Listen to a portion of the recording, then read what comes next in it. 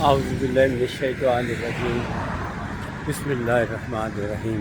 تمام سننے اور دیکھنے والوں کو میری طرف سے بہادر السلام علیکم ورحمۃ اللہ وبرکاتہ۔ بحیثیت مسلمان ہم سب جانتے ہیں کہ اللہ تعالیٰ ستار ہیں، غفار ہیں، قہار ہیں،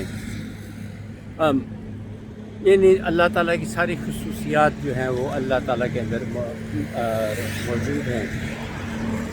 اور غفار والی بات تو بہت اچھی لگتی ہے کہ وہ معاف کر دیتے ہیں۔ اچھا، یہ پروگرام جو ہے نا، میری یہ ویلاگ اینڈ تک ضرور دیکھیے گا، کیونکہ میں نے ایک بڑی پیاری سی روحانی ٹپ آپ کو دینی ہے، جس سے آپ کی بہت ساری مشکلات وہ حل ہونی شروع ہو جائے گی انشاءاللہ تعالیٰ۔ تو میں کہنا یہ چاہتا ہوں کہ چونکہ اللہ تعالیٰ غفار ہیں، صدق کے دل سے توبہ کی جائے تو اللہ تعالیٰ معاف کر دیتے ہیں۔ چاہے پھر غلطی ہو جائے، پھر اللہ سے معافی مانگے، اللہ تعالیٰ پھر معاف کر دیں گے۔ یہ اللہ کی شان ہے۔ بار بار غلطی ہوتی رہے، بار بار معافی مانگ لیں، صدق کے دل سے مانگے اور عہد کریں کہ آئندہ غلطی نہیں کروں گا، یا اللہ اس دفعہ معاف کر، تو اللہ تعالیٰ معاف کر دیں گے۔ یہ ہمارا یقین کامل ہے۔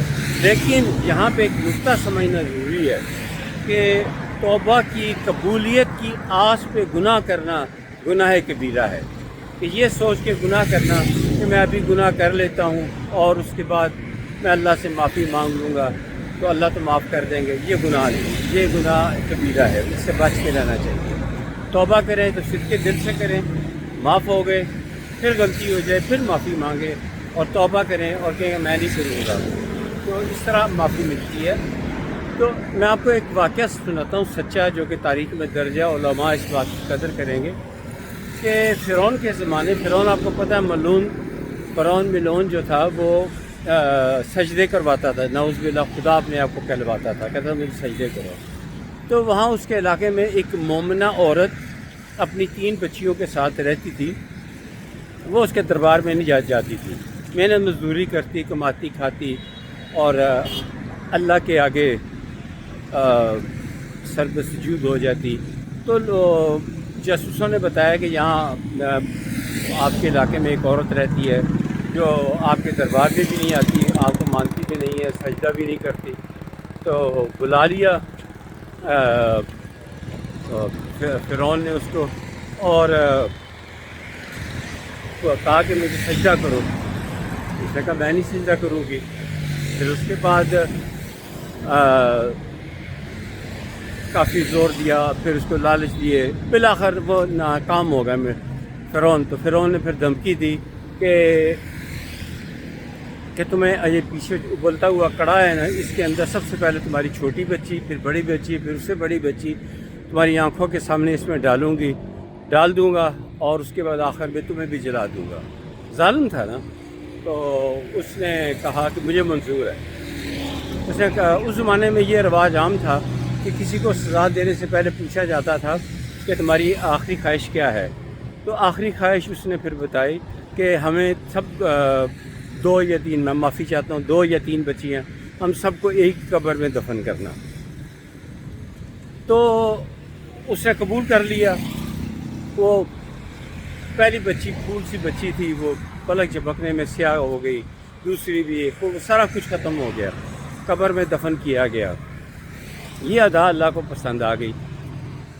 نبی پاک صلی اللہ علیہ وآلہ وسلم جب شب معراج پہ آسمانوں میں تشریف لے گئے تو وہاں جاتے ہوئے راستے میں آپ کو کوئی خوشبو محسوس ہوئی۔ تو آپ نے حضرت جبرائیل علیہ السلام سے پوچھا یہ خوشبو کس بات کی ہے، یہ کس چیز کی پیاری پیاری سی خوشبو آ رہی ہے۔ تب حضرت جبرائیل علیہ السلام نے یہ واقعہ سنایا کہ، اور یہ شاید فلسطین کے آس پاس کی بات ہے کہ یہاں پہ ان ماں بیٹیوں کی قبر ہے جس نے اللہ کے آگے سجدہ کرتی تھی، فرعون کو سجدہ نہیں کیا تھا۔ حالانکہ وہ چاہتی تو مال و دولت لے کے خوشی خوشی زندگی گزارتی اور اپنی جان بچانے کے لیے، بچیوں کی جان بچانے کے لیے اس کو سجدہ کر لیتی، لیکن اس نے ایسا نہیں کیا اور سرخرو ہو گئی۔ تو جو سرخرو ہو گیا اس نے سب کچھ پا لیا۔ تو یہ سوچ کے کبھی گناہ نہ کریں کہ اللہ نے تو معاف کر ہی دینا ہے، آج گناہ کر لیتے ہیں کل پھر دیکھی جائے گی، ایسا نہ کریں، یہ اچھا نہیں بات، یہ آپ کے لیے نقصان دہ ثابت ہو، بخشش نہیں بلکہ گناہ کبیرہ میں چلے جائیں گے۔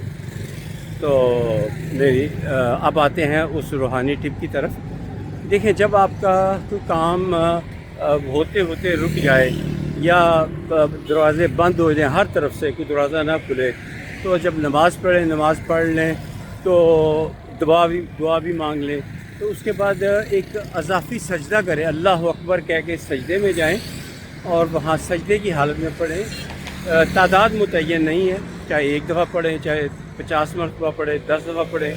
یا فتح ہو یا اللہ فتح نہیں پڑھنا فے تے الف اے یا فتح ہو یا اللہ یا فتح ہو یا اللہ یا فتح ہو یا اللہ یہ جتنا پڑھ سکتے ہیں آپ پڑھیں اور اس کے بعد اللہ اکبر کہہ کے سجدے سے اٹھائیں تو انشاءاللہ جو بھی کام ہوگا وہ تصور رکھ کے یہ پڑھنا ہے تو آپ کا انشاءاللہ وہ جائز کام ہو جائے گا انشاءاللہ تعالی.